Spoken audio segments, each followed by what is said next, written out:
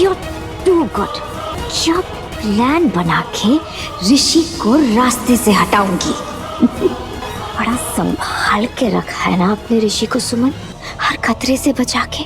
तुम्हें तो अब कोई आइडिया भी नहीं कि ऋषि खतरे के कितना करीब है। सॉरी ऋषि, लेकिन तुम मरोगे और तुम्हारी मौत का एक भी दाग मुझ पर नहीं लगेगा। इस नेता नीति को मुझ पर कोई शक ही नहीं होगा और मेरी लाइफ से तुम आउट। पता नहीं माँ, ऋषि कुछ अजीब बिहेव कर रहा था। नहीं सुमी, सब कुछ ठीक है बेटा। ऋषि ने कहा ना कि वो भी बिल्कुल ठीक है, और थोड़ा देविका ने तो उसकी हेल्प की है। वही तो प्रॉब्लम है माँ। हाँ, वही तो वियर्ड बात है कि देविका ने उसकी हेल्प की, वो क्यों उसकी हेल्प करेगी? नहीं, कुछ गड़बड़ है। ज्यादा जासूस बनने की कोशिश मत कर। भूमि, अभी मेरे पास ना तेरे साथ लड़ने का कोई समय नहीं, मेरे पास बहुत काम है। उस काम में ही तो तेरी हेल्प करने आई होगी, तीर्थ मित्तल के खिलाफ। सुमन इंदौरी के आने वाले एपिसोड में एक अलग ही ट्विस्ट देखने को मिलने वाला है। भाई यहाँ पर ऋषि को देविका किडनैप कर लेती है, सुमन के सामने ये सच आ जाता है।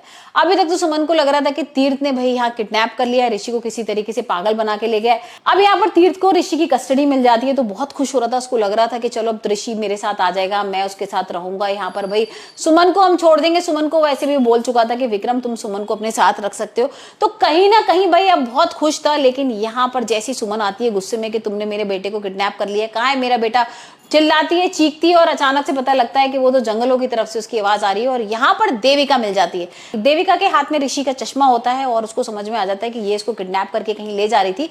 लेकिन यहाँ पर तो एक अलग ही कहानी बना देती है। देविका कहती है कि भाई ये गिर रहा था झाड़ियों पे से और मैंने इसको उठा लिया। और यहाँ पर ऋषि भी कुछ नहीं बोल रहा है क्योंकि पहले ही यहाँ पर भाई उसको बहला फुसला चुकी है। ऋषि को वीडियो दिखा दिया था तीर्थ का बदतमीजी वाला और यहाँ पर ऐसा दिखाती है, देखो तीर्थ बहुत परेशान कर रहा है सुमन को और तुम तीर्थ से बिल्कुल ही बात मत करना, और अगर सुमन और तीर्थ एक हो गए तो बहुत बड़ा हंगामा हो जाएगा। यहाँ पर भाई उसको ऐसे बता दिया है उसने कि देविका कितनी अच्छी है, देविका उसका बहुत भला चाहती है और यहाँ पर ऐसे ही मिल रही है ऋषि से। सुमन को भी समझ में नहीं आ रहा है कि देविका कौन सा बड़ा नाटक कर रही है। वो जानती तो है कुछ ना कुछ तो नाटक कर रही है और ऋषि भी यहाँ पर कुछ नहीं बोल रहा है।